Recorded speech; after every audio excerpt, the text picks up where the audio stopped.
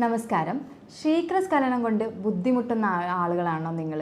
അതുപോലെ തന്നെ ഇതെന്താണെന്ന് മനസ്സിലാകാത്ത ഈ ഒരു വിഷയത്തെ തെറ്റിദ്ധരിക്കപ്പെട്ട് ഇത് രോഗമാണോ, രോഗാവസ്ഥയിൽ നിന്ന് മാറിയിട്ടുണ്ടോ എന്ന് മനസ്സിലാക്കാൻ പ്രയാസപ്പെടുന്ന ആളുകളാണോ?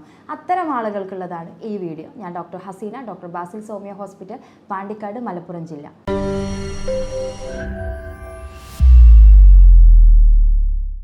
എന്താണ് ശീഘ്രസ്ഖലനം അല്ലെങ്കിൽ പ്രീമെച്യൂർഡ് ഇജാക്കുലേഷൻ എന്ന് പറയുന്നത്? സാധാരണ നല്ലൊരു നോർമൽ സെക്ഷൽ കോണ്ടാക്റ്റിൽ അല്ലെങ്കിൽ ഒരു ലൈംഗിക ബന്ധത്തിൽ ഏർപ്പെടുന്നത് എന്ന സമയത്ത് അത് തൃപ്തിയാകാത്തതിൻ്റെ മുന്നോടിയായിട്ട് നമുക്ക് സ്ഖലനം സംഭവിക്കുന്ന ഒരവസ്ഥയാണ് നമ്മൾ ശീഘ്രസ്ഖലനം അല്ലെങ്കിൽ പ്രീമെച്യൂർഡ് ഇജാക്കുലേഷൻ എന്ന് പറയുന്നത്. പലപ്പോഴും ഇതിനെ പറ്റിയുള്ള നോളേജ് അല്ലെങ്കിൽ ഒരു ശരിയായ രീതിയിലുള്ള സെക്ഷൽ അവയർനെസ് കിട്ടാത്തതിൻ്റെ പേരിൽ, അതല്ലെങ്കിൽ ഒരു സെക്ഷൽ ലൈഫ് എന്താണെന്ന് അറിയാത്തതിൻ്റെ പേരിലാണ് പലപ്പോഴും ഈ ഒരു പ്രയാസം നമുക്ക് ഉടലെടുക്കുന്നത്. എന്താണ് കറക്റ്റായിട്ട് നമ്മൾ സെക്സിൽ സംഭവിക്കേണ്ടത്, അല്ലെങ്കിൽ എങ്ങനെയാണ് ഇതിനെ മാനേജ് ചെയ്യേണ്ടത്, അല്ലെങ്കിൽ മാനസികപരമായിട്ടുള്ള കാര്യങ്ങൾ എങ്ങനെ ഇതിനെ ബാധിക്കുന്നുണ്ട് എന്നുള്ള കാര്യങ്ങളൊക്കെ നമുക്ക് നോക്കാം. എന്താണ് പ്രീമെച്യൂർഡ് ഇജാക്കുലേഷൻ? നമ്മൾ പറഞ്ഞ പോലെ തന്നെ നോർമലി ഒരാൾക്ക് സെക്ഷൽ കോണ്ടാക്റ്റ് നടന്ന്, അതായത് നോർമലി സ്ത്രീകൾക്ക് അല്ലെങ്കിൽ പങ്കാളിക്ക് സെക്ഷൽ കോണ്ടാക്റ്റ് അല്ലെങ്കിൽ ഓർഗാസം നടക്കുന്നതിൻ്റെ മുന്നോടിയായിട്ട് തന്നെ പുരുഷന്മാരിൽ സ്ഖലനം സംഭവിക്കുന്ന ഒരവസ്ഥ.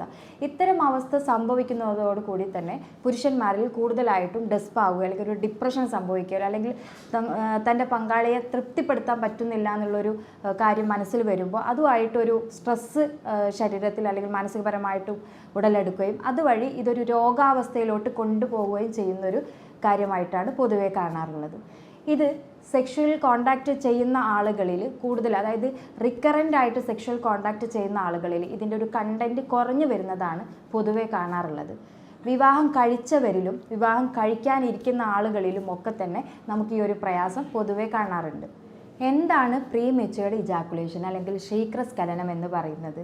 സാധാരണ നോർമലി ഒരു സെക്ഷൽ കോണ്ടാക്റ്റിൽ അല്ലെങ്കിൽ ഒരു ലൈംഗിക ബന്ധത്തിൽ ഏർപ്പെടുന്ന സമയത്ത് തൻ്റെ പങ്കാളിക്ക് ഒരു രതിമൂർച്ച അല്ലെങ്കിൽ ഒരു ഓർഗാസം സംഭവിക്കുന്നതിൻ്റെ മുന്നോടിയായിട്ട് പുരുഷന്മാരിൽ സ്ഖലനം സംഭവിക്കുന്നു.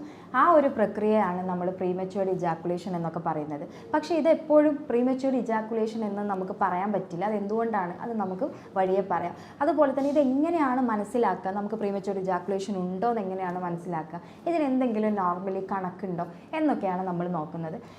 നമുക്ക് സ്ഖലനം സംഭവിക്കാൻ എന്തെങ്കിലും കണക്കുണ്ടോ? സാധാരണ രീതിയിൽ നമ്മൾ പറയാറുണ്ട് ഒരു 4 മിനിറ്റ് നമുക്ക് സ്ഖലനം, അതായത് 4 മിനിറ്റ് വരെ നമുക്ക് സ്ഖലനം സംഭവിക്കാൻ എടുക്കുന്ന ടൈം ഹെൽത്തിയാണ് എന്ന് പറയാറുണ്ട്. അങ്ങനെ വെച്ച് നോക്കുമ്പോൾ എല്ലാ സമയങ്ങളും, അല്ലെങ്കിൽ നമുക്ക് ഇപ്പോൾ ഫോർ എക്സാമ്പിൾ ഇപ്പോൾ പുതുതായിട്ട് മാരേജ് കഴിഞ്ഞ ഒരാളിൽ സ്ഖലനം സംഭവിക്കുന്നതിൻ്റെ അളവ്, അതായത് അവർക്ക് പ്രീമെച്യൂർഡ് ഇജാക്കുലേഷൻ അല്ലെങ്കിൽ ശീഘ്രസ്ഖലനം സംഭവിക്കാം. അതുപോലെ തന്നെ നമ്മൾ വേറെ എന്തെങ്കിലും ടെൻഷനായിട്ട് ബന്ധപ്പെട്ടൊക്കെ ആണെങ്കിൽ നമുക്കിത് സംഭവിക്കാം. മാത്രമല്ല ഭാര്യയും ഭർത്താവും കറക്റ്റായിട്ടൊരു രീതിയിൽ നല്ലൊരു ബന്ധം നിലനിൽക്കുന്നില്ല എന്നുണ്ടെങ്കിൽ നമുക്ക് ശീഘ്രസ്ഖലനം സംഭവിക്കാം. ഇനി ഇത് എപ്പോഴാണ് നമ്മളിതിനെ ഇതൊരു അസുഖമായിട്ട് കണക്കാക്കേണ്ടത്, അല്ലെങ്കിൽ ഇത് എപ്പോഴാണ് ഇത് നോർമൽ കണ്ടീഷനാണോ അൺകണ്ടീഷനാണോ അല്ലെങ്കിൽ നോർമൽ അല്ലാത്ത കണ്ടീഷനാണോ എന്ന് മനസ്സിലാക്കുക.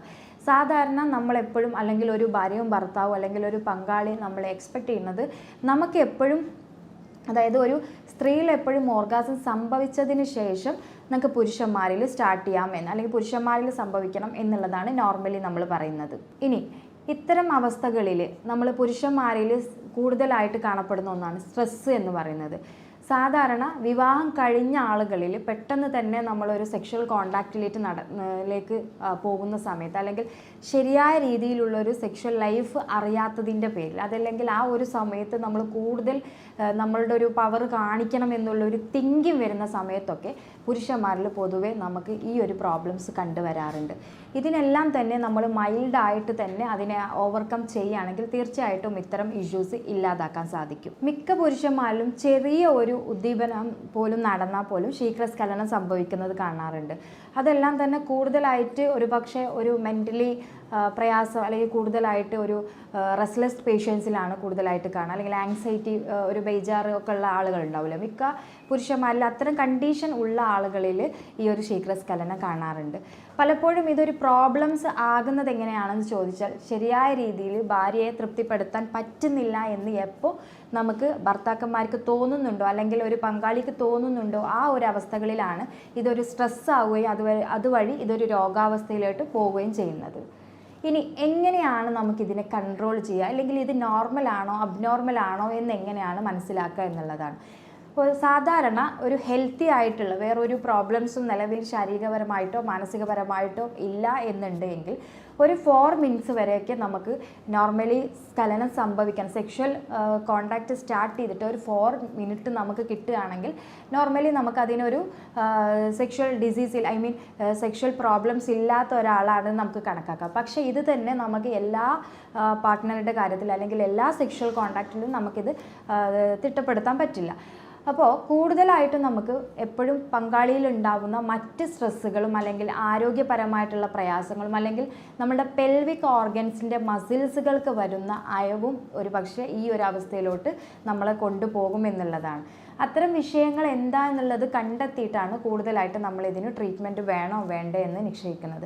ആദ്യമായിട്ട് തന്നെ ഒരു ഇത്തരം കണ്ടീഷൻസ് ഉണ്ട് എന്നുണ്ടെങ്കിൽ നിങ്ങൾ കറക്റ്റായിട്ടും ഒരു തൊട്ടടുത്ത ഒരു സൈക്യാട്രിസ്റ്റിനോ അല്ലെങ്കിൽ ഒരു ന്യൂറോളജിസ്റ്റിനോ അല്ലെങ്കിൽ ഒരു യൂറോളജിസ്റ്റിനെ അല്ലെങ്കിൽ ഒരു സൈക്യാട്രിസ്റ്റിനൊക്കെ കണ്ടിട്ട് കറക്റ്റായിട്ട് നിങ്ങൾക്ക് കറക്റ്റായിട്ടുള്ള ഒരു സെക്ഷൽ അവെയർനെസ് വാങ്ങിക്കുക എന്നുള്ളതാണ് ആദ്യഘട്ടം. അത് വെച്ചിട്ട് മാത്രമാണ് നമ്മൾ ചെയ്യുന്ന കാര്യങ്ങളിൽ എന്തെങ്കിലും തെറ്റിദ്ധാരണയോ അല്ലെങ്കിൽ ചെയ്യുന്ന പ്രോസസ്സിൽ എന്തെങ്കിലും തെറ്റിദ്ധാരണ അതുമായിട്ട് ബന്ധപ്പെട്ടാണ് ശീഘ്രസ്ഖലനം സംഭവിക്കുന്നത് നമുക്ക് മനസ്സിലാക്കാൻ പറ്റുക.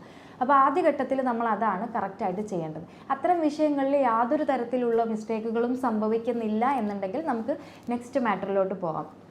ആദ്യമേ തന്നെ കറക്റ്റായിട്ട് നിങ്ങളുടെ അടിവയറ്റിൽ കൊഴുപ്പ് കെട്ടിക്കിടക്കുന്ന ആളുകൾ അല്ലെങ്കിൽ കൊടവയറുള്ള ആളുകളാണെങ്കിൽ തീർച്ചയായിട്ടും അതിനെ കുറക്കാൻ പാകത്തിന് മറ്റു കാര്യങ്ങൾ നിങ്ങൾ റെഡി ചെയ്യുക. നിങ്ങളുടെ ശരീരത്തിൽ കൂടുതൽ നമ്മൾ ഓക്സിറ്റോക്സിൻ അല്ലെങ്കിൽ ഡോപ്പാമിൻ ഹോർമോണുകളുടെ അളവുകൾ കൂട്ടുക. അതൊക്കെ എങ്ങനെയാണ് കൂട്ടുക എന്ന് ചോദിച്ചു കഴിഞ്ഞാൽ പങ്കാളിയിൽ ഉണ്ടാകുന്ന ഒരു മ്യൂച്വൽ അണ്ടർസ്റ്റാൻഡിങ്ങും ഒരു മ്യൂച്വൽ പവറും അല്ലെങ്കിൽ ഒരു അകൽച്ച ഇല്ലാത്ത ഒരു അവസ്ഥയൊക്കെ ആണെങ്കിൽ തീർച്ചയായിട്ടും ഇതിനൊരു പരിധിവരെ നമുക്കൊരു ആശ്വാസം കണ്ടെത്താൻ പറ്റാറുണ്ട്. പൊതുവേ നമുക്ക് പ്രീമച്വേർഡ് ഇജാക്കുലേഷൻ ആണെങ്കിൽ അല്ലെങ്കിൽ ഉദ്ധാരണ പ്രോബ്ലംസ് ആണെങ്കിലും നമ്മൾ ഒരു പരിധിവരെ ഇതൊരു അസുഖമായിട്ട് കൺവേർട്ട് ആയി ഇരുന്നാൽ പോലും ഭാര്യയുടെയും ഭർത്താവിൻ്റെയും നല്ല രീതിയിലുള്ള ഊഷ്മളമായിട്ടുള്ള ബന്ധങ്ങൾ ഒരു പക്ഷേ ഇതിൻ്റെ ക്വാണ്ടിറ്റി കുറക്കുന്നത് കാണാൻ പറ്റിയിട്ടുണ്ട്. ശരിയായ രീതിയിൽ ഒരു സെക്ഷൽ കോണ്ടാക്റ്റ് നടക്കുന്നതിന് മുന്നോടിയാവട്ടെ, അതല്ലെങ്കിൽ ഒരു ഭാര്യയും ഭർത്താവും ഒരുമിച്ച് ജസ്റ്റ് കിടക്കുന്ന ഒരു രീതി ആവട്ടെ, ആ ഭാഗങ്ങളിലൊക്കെ തന്നെ അല്ലെങ്കിൽ ആ ഒരു സമയങ്ങളിൽ തന്നെ ഭാര്യയും ഭർത്താവും ഒരു 5 മിനിറ്റ്സ് എങ്കിലും നമുക്ക് ഇഷ്ടപ്പെട്ട കാര്യങ്ങൾ സംസാരിക്കുക എന്നുള്ളതാണ് പ്രധാനപ്പെട്ട ഒരു പ്രശ്നം. പലപ്പോഴും ശീഘ്രസ്ഖലനം സംഭവിക്കുന്ന സമയത്ത് പുരുഷന്മാരുടെ പ്രധാന ആദി എന്ന് പറയുന്നത് തങ്ങളുടെ ഭാര്യയുടെ പിന്നീടുള്ള ഒരു ക്യാരക്ടർ അല്ലെങ്കിൽ അവരെ നമുക്ക് തൃപ്തിപ്പെടുത്താൻ പറ്റുന്നില്ല എന്നുള്ളൊരു കുറ്റബോധമായിരിക്കും. അപ്പോൾ ആ ഒരു വിഷയത്തെ പറ്റിയിട്ട് നിങ്ങൾക്ക് തീർച്ചയായിട്ടും നിങ്ങളുടെ പങ്കാളിയോട് ഓപ്പണായിട്ട് സംസാരിക്കാം. അതുവഴി തന്നെ ഭാര്യ കൊടുക്കുന്ന കോൺഫിഡൻസ് ഇതിൽ വളരെ പ്രാധാന്യമുള്ളതാണ്. അപ്പോൾ നമ്മൾ അത് കറക്റ്റായിട്ട് നിങ്ങൾ ഭാര്യയും ഭർത്താവും ഈ ഒരു വിഷയമാവട്ടെ അല്ലെങ്കിൽ മറ്റൊരു വിഷയമായിട്ട് കറക്റ്റായിട്ട് സംസാരിക്കുന്നത്, അത് തന്നെ ഒരു ടച്ച് നടത്തുന്നത്, അതായത് നമ്മൾ നല്ല രീതിയിലുള്ളൊരു എന്താ പറയുക ഒരു ഹഗ്ഗിങ്, അതുപോലെ തന്നെ ഒരു കിസ്സിങ്, അതൊരു 6 സെക്കൻഡ് തൊട്ട് ഒരു 20 സെക്കൻഡ് വരെ നമ്മൾ ഭാര്യയും ഭർത്താവിലുള്ളൊരു ഊഷ്മളമായിട്ടുള്ള ബന്ധം, ടച്ചിങ്, ഇതെല്ലാം തന്നെ നമ്മൾ ഹാപ്പി ഹോർമോൺസ് പ്രൊഡ്യൂസ് ചെയ്യുകയും അതുവഴി നല്ലൊരു സെക്ഷൽ കോണ്ടാക്റ്റ് കറക്റ്റായിട്ട് കിട്ടുകയും ചെയ്യും. ഇത് നിങ്ങളൊരു 1 വീക്ക് അല്ലെങ്കിൽ ഒരു ഏകദേശം ഒരു 10-14 ദിവസത്തോളം ഒരു 21 ഡേയ്സ് നിങ്ങൾ കറക്റ്റായിട്ട് നിങ്ങൾ ഫോളോ ചെയ്യുകയാണെങ്കിൽ പ്രീമച്വേർഡ് ഇജാക്കുലേഷൻ അല്ലെങ്കിൽ ED ഇറക്ഷൻ പ്രോബ്ലംസ് ഒക്കെ ഉള്ള ആളുകളിൽ നല്ല രീതിയിൽ മാറ്റങ്ങൾ കൊണ്ടുവരാൻ പറ്റും. ഭാര്യയും ഭർത്താവും നല്ല രീതിയിൽ സഹകരിക്കുന്ന സമയത്ത് തന്നെ നമ്മുടെ ശരീരത്തിലുള്ള സ്ട്രെസ് ഹോർമോൺ കുറയുകയും അതുവഴി എനിക്കിങ്ങനെ സംഭവിക്കും എന്നുള്ളൊരു തോട്ട്സ് മാറുകയും ചെയ്യുന്ന സമയത്ത് തന്നെ ഈ ഒരു പ്രോബ്ലംസിനെ നമുക്ക് ഒന്നാമതായിട്ട് മെയിനായിട്ട് നമുക്കിതിനെ മാറ്റി നിർത്താൻ പറ്റും. രണ്ടാമത് നമ്മൾ ചെയ്യേണ്ടത് കെഗൽ എക്സസൈസ് എന്ന് പറയും. അതായത് നമ്മളുടെ അരക്കെട്ടിന് കറക്റ്റായിട്ടുള്ള, അതായത് കറക്റ്റായിട്ട് ആ ഭാഗത്തോട്ട് ടെസ്റ്റിസ്, പെൽവിസ്, ആ ഭാഗത്തോട്ടൊക്കെ കറക്റ്റായിട്ട് രക്തയോട്ടം കിട്ടാനുള്ള എക്സസൈസുകൾ നമുക്ക് ചെയ്ത് നോക്കാവുന്നതാണ്. അതുപോലെ തന്നെ നമുക്ക് ഒരുപാട് യോഗ ഐറ്റംസ്, വജ്രാസന എന്ന് പറഞ്ഞിട്ടുള്ള യോഗ, ഇതെല്ലാം തന്നെ നമുക്ക് കറക്റ്റ് ചെയ്ത് കൊണ്ടുപോയാൽ നമ്മളൊരു 1 മന്ത് to 3 മന്ത്സ് കണ്ടിന്യൂസ് ആയിട്ട് നമുക്ക് ചെയ്യുകയാണെങ്കിൽ ശാശ്വതമായിട്ട് തന്നെ നമുക്കിതിലൊരു പരിഹാരം കണ്ടെത്താൻ പറ്റും. മൂന്നാമത് നമ്മൾ പറയാറുള്ളത് സാധാരണ കോണ്ടം യൂസ് ചെയ്യുന്ന സമയത്താണെന്നുണ്ടെങ്കിൽ ശീഘ്രസ്ഖലനത്തിൻ്റെ ഇൻറ്റൻസിറ്റി കുറക്കുക എന്നുള്ളതാണ്. അതുപോലെ തന്നെ നമ്മൾ സാധാരണ ഒരു പുരുഷൻ ആഗ്രഹിക്കുന്നത് എപ്പോഴും ഭാര്യയിൽ ഓർഗാസം വന്നതിന് ശേഷം സ്ഖലനം സംഭവിക്കുക എന്നുള്ളതാണ്. അത് നമുക്ക് കൺട്രോൾ ചെയ്യാൻ പറ്റാതെ അല്ലെങ്കിൽ ഒരു ശീഘ്രസ്ഖലനം കൺട്രോൾ ചെയ്യാൻ പറ്റാത്തൊരു സിറ്റുവേഷനിൽ ഇരിക്കുകയാണെങ്കിൽ എപ്പോഴും ഭാര്യയിൽ എപ്പോഴും സെക്ഷൽ തോട്ട്സ് വരുന്നത് പതുക്കെ വന്നിട്ട് പതുക്കെ പോകുക എന്നുള്ളത്, അല്ലെങ്കിൽ സ്ലോലി ആയിരിക്കും സെക്ഷൽ തോട്ട് വരിക. അപ്പോൾ പുരുഷന്മാരെ അപേക്ഷിച്ച് അവർക്ക് സെക്ഷൽ കോണ്ടാക്റ്റ് നടത്താനുള്ളൊരു ടൈം, അതുപോലെ തന്നെ ആ ഒരു സെക്ഷൽ മാറ്റർ ശരീരത്തിൽ നിൽക്കുന്ന ടൈം അതൊക്കെ വളരെ സ്ലോലി ആയിരിക്കും. ഹോർമോണൽ ബാലൻസിൻ്റെ ഒരു ഹോർമോൺസ് അങ്ങനെയാണ് അതിൽ പ്രവർത്തിക്കുന്നത് സ്ത്രീകളുടെ കാര്യത്തിൽ. സോ കൂടുതൽ ടൈം നിങ്ങൾ എന്ത് ചെയ്യുക, ഫോർ പ്ലേക്ക് യൂസ് ചെയ്യുക. പുരുഷന്മാർ അത്ര പ്രയാസമുള്ള ആളുകളിൽ നമുക്ക് എപ്പോഴും സ്ത്രീയിൽ കറക്റ്റായിട്ടൊരു സെക്ഷൽ പവറിലോട്ട് വന്നതിന് ശേഷം മാത്രം നമ്മൾ നോർമലി സെക്ഷൽ കോണ്ടാക്റ്റ് ചെയ്യുകയാണെങ്കിൽ പുരുഷന്മാരിലും സ്ത്രീകളിലും ഈ ഒരു പ്രോബ്ലംസ് വരാനുള്ള സാധ്യത കുറക്കും. അതായത് ആ ഒരു സ്ഖലനത്തിൻ്റെ പ്രോബ്ലംസ് വരാനുള്ളൊരു സാധ്യത പൊതുവെ കുറഞ്ഞു കിട്ടും.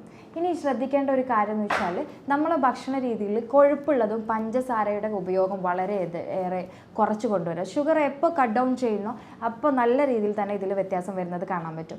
ഇനി നമ്മൾ ശ്രദ്ധിക്കേണ്ടത് ശരിയായ രീതിയിലുള്ള കിടത്തം, അതായത് പലപ്പോഴും കമിഴ്ന്ന് കിടക്കുന്നത് ഒഴിവാക്കുക. കമിഴ്ന്ന് കിടക്കുമ്പോൾ അറിയാതെ തന്നെ സ്ഖലനം സംഭവിച്ചു പോവുകയും ഇത് മാനസികപരമായിട്ടൊരു സ്ട്രെസ് ഉണ്ടാക്കുകയും അതുപോലെ തന്നെ നടുവേദന അല്ലെങ്കിൽ മറ്റു ഒരുപാട് അസുഖങ്ങൾ സ്ഖലനമായിട്ട് അല്ലെങ്കിൽ കമിഴ്ന്ന് കിടക്കുന്നതിൻ്റെ ഭാഗമായിട്ട് വരാറുണ്ട്. അപ്പോൾ നമ്മുടെ കിടത്തത്തിലുള്ള പോസ്റ്റർ അല്ലെങ്കിൽ പോസ്റ്റർ എപ്പോഴും ലൈൻ ഡൗൺ പൊസിഷൻ എപ്പോഴും കറക്റ്റ് ചെയ്യുക എന്നുള്ളതാണ് പ്രധാനമായിട്ട് നമ്മൾ പറയുന്നത്. ഇനി ധാരാളം വെള്ളം കുടിക്കുക, ശരീരത്തെ എപ്പോഴും കൂൾ ഡൗൺ ചെയ്യാൻ. അതുപോലെ തന്നെ കക്കരി ധാരാളം കഴിക്കുക, ബീട്രൂട്ട് ധാരാളം കഴിക്കുക, തക്കാളിയുടെ ഉപയോഗം കൂട്ടുക, അതുപോലെ തന്നെ വെണ്ടക്ക ധാരാളം കഴിക്കുക, മുരിങ്ങയില, മുരിങ്ങാക്കായ ഇതൊക്കെ തന്നെ ധാരാളം നമുക്ക് കഴിക്കാം. തണ്ണിമത്തൻ നമുക്ക് ധാരാളം കഴിക്കാവുന്നതാണ്. സീസണൽ ഫ്രൂട്ട്സുകൾ നമുക്കിപ്പോൾ ചക്ക, അതുപോലെ തന്നെ മാങ്ങ, ഇതൊക്കെ നമുക്ക് നാച്ചുറലായിട്ട് കിട്ടുന്നത് എന്തൊക്കെയാണ്. അതുപോലെ തന്നെ നമുക്ക് ചില സമയത്ത് നമുക്ക് പൈനാപ്പിൾ കിട്ടുന്ന ഒരു സമയമുണ്ടാവും, അല്ലെങ്കിൽ നല്ല മറ്റെന്താണ് ഫ്രൂട്ട്സുകൾ, പേരക്കൊക്കെ ഇതിൽ വളരെ വളരെ നല്ലൊരു ബെനിഫിറ്റാണ്. നമുക്ക് സീസണൽ ഫ്രൂട്ട്സുകൾ ധാരാളം കഴിക്കുന്നത് സെക്ഷൽ പ്രോബ്ലംസ് കുറക്കാനുള്ള കാരണമാണ്. എപ്പോഴും നമ്മൾ പറയുന്ന പോലെ നിങ്ങൾക്ക് എന്താണ് ആരോഗ്യ പ്രോബ്ലംസ് എന്നുള്ളത് കണ്ടെത്തി ഒരു ട്രീറ്റ്മെൻറ്റ് കൊടുക്കുന്നത് വളരെയേറെ നല്ലതാണ്. അത് തന്നെ നിങ്ങൾക്ക് പുതുതായിട്ട് വരുന്ന ഒരു അസുഖത്തെ കുറക്കാൻ പറ്റും. ഉദാഹരണം പറയുകയാണെങ്കിൽ നിങ്ങൾ കണ്ടിന്യൂസ് ആയിട്ട് മറ്റെന്തെങ്കിലും മെഡിസിൻസ് കഴിക്കുന്നുണ്ടെങ്കിൽ പുതുതായിട്ട് നിങ്ങൾക്ക് ശീഘ്രസ്ഖലനോ അല്ലെങ്കിൽ പ്രീമച്യൂർഡ് ഇജാക്കുലേഷൻ അല്ലെങ്കിൽ മറ്റെന്ത് അസുഖം പുതുതായിട്ട് വരട്ടെ അതിൻ്റെയൊക്കെ ബാക്കിലൊരു റൂട്ടായിരിക്കും നമ്മളുടെ പഴയ അസുഖവും അതിന് കഴിക്കുന്ന മെഡിസിനും, അല്ലെങ്കിൽ നമ്മൾ അതുവഴി നമ്മുടെ ശാരീരികം ക്ഷയിച്ചു പോവുക എന്നുള്ളത് ഒരവസ്ഥ. അപ്പോൾ അതിനെ നമ്മൾ റീമേക്കപ്പ് ചെയ്യാതെ നമുക്ക് പുതിയ കണ്ടീഷനെ ഒരിക്കലും നമുക്ക് ഓവർകം ചെയ്തു പോകാൻ പറ്റില്ല. ഇത്രയും കാര്യങ്ങളാണ് പ്രധാനമായിട്ട് നമ്മൾ ശ്രദ്ധിക്കേണ്ട കാര്യങ്ങൾ. ഇനി വേറെ നമുക്കിതിനെ എങ്ങനെയൊക്കെയാണ് മാനേജ് ചെയ്യേണ്ടത് എന്നുള്ളത് കാര്യം കൂടി പറഞ്ഞു തരാം. ആദ്യത്തെ ഘട്ടത്തിൽ നമ്മൾ ആദ്യം പറഞ്ഞ പോലെ തന്നെ നമ്മൾ ഇത്തരം പ്രയാസങ്ങളൊന്നും ഇല്ല എന്ന് കണ്ടുപിടിച്ചു എന്ന് ശ്രദ്ധിക്കുക. രണ്ടാമതായത് ഉദാഹരണമായിട്ട് തൈറോയ്ഡ് പ്രോബ്ലംസോ അല്ലെങ്കിൽ പ്രോസ്റ്റേറ്റിസിന് എന്തെങ്കിലും ബുദ്ധിമുട്ട്, മൂത്രക്കല്ല്, ഇതൊക്കെ നമുക്ക് ഇതുമായിട്ട് ബന്ധപ്പെട്ടുള്ള അസുഖങ്ങളാണ്. അപ്പോൾ ഇതൊക്കെ എന്തെങ്കിലും പ്രയാസങ്ങൾ ഉണ്ടോ എന്ന് മനസ്സിലാക്കുക. ഇതില്ല. അതുപോലെ തന്നെ നമ്മൾ അമിതവണ്ണോ പൊണ്ണത്തടി ഉണ്ട്, നമ്മളത് മാനേജ് ചെയ്തു. പിന്നെ അതുപോലെ തന്നെ ഭക്ഷണങ്ങൾ കൺട്രോൾ ചെയ്തു. ഇതിലൊന്നും നമുക്കൊരു വ്യത്യാസം കിട്ടുന്നില്ല എന്നുണ്ടെങ്കിൽ ശരിയായ രീതിയിൽ എന്തോ അവിടെ ഒരു ബ്ലോക്ക് ഉണ്ട് എന്നുള്ളത് നമ്മൾ മനസ്സിലാക്കുക. അത് നിങ്ങൾക്ക് അതിന് നമ്മൾ താല്പര്യം എടുത്തിട്ട് ഏത് ഡോക്ടറെ കാണണം എന്നുള്ളത് ഡിസൈഡ് ചെയ്തിട്ട് ഒരു സൈക്കാട്രിസ്റ്റിന് അല്ലെങ്കിൽ സൈക്കോളജിസ്റ്റിന് അല്ലെങ്കിൽ യൂറോളജിസ്റ്റിന് അല്ലെങ്കിൽ ക്വാളിഫൈഡ് ആയിട്ടുള്ള ഏത് ഡോക്ടറെയും നിങ്ങൾക്ക് കണ്ട് കൺസൾട്ട് ചെയ്തിട്ട് അതിനൊരു സൊല്യൂഷൻ തേടാവുന്നതാണ്. പ്രീമച്യൂർഡ് ഇജാക്കുലേഷൻ അല്ലെങ്കിൽ ശീഘ്രസ്ഖലനം സംഭവിക്കുന്നതിൽ സ്വയം ഭോഗത്തിന് എന്താണ് പ്രാധാന്യം, അല്ലെങ്കിൽ അത്തരം ആളുകളിൽ ഇതിൻ്റെ ഇൻറ്റൻസിറ്റി കാണാറുണ്ടോ എന്ന് പൊതുവെ ആളുകൾക്ക് ഒരു സംശയം വരാറുണ്ട്. പ്രീമച്യൂർഡ് ഇജാക്കുലേഷൻ്റെ കാര്യത്തിൽ നമ്മൾ പറയേണ്ടത് എന്താണെന്ന് ചോദിച്ചു കഴിഞ്ഞാൽ വിവാഹം കഴിക്കാത്ത ആളുകളിലും സാധാരണ മാസ്ട്രുബേഷൻ ചെയ്യാത്ത ആളുകളിലും പൊതുവെ ശീഘ്രസ്ഖലനം സംഭവിക്കാറുണ്ട്.